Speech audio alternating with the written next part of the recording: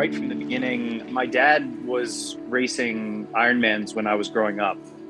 So he originally just got into it as like a weight loss competition. And he was a college football player, so always was ultra competitive. And, me and him, we were big sports fans. So I grew up dreaming to always be a professional athlete. And then when I got to high school, I kind of figured out that I didn't really have like the speed or the skill to be a baseball player or a basketball player or whatever.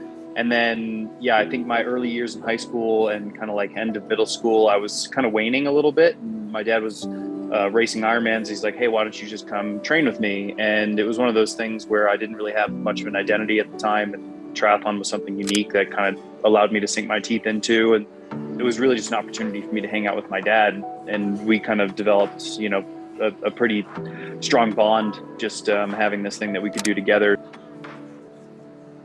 Both Jeannie and myself are very grateful for QR. I think, the industry right now, it's tough. And I think that it's really competitive on both the women's and the men's side. And there are only so many bike sponsorships floating around for professionals right now. And so to have Quintana Roo say, hey, Justin's someone who we believe in as an athlete, I feel like that's kind of a new thing for me. I feel like in the past, people have said, oh, maybe we get Justin as a package deal with Jeannie, or, oh, maybe we get Justin because he's really active on social and he brings a lot of, engagement or something like that. And I think QR recognizes all of those things and they say, oh, it's amazing that his wife is super fast. It's amazing that he's active on Instagram and YouTube and whatever, but he's downright fast and we think he can win.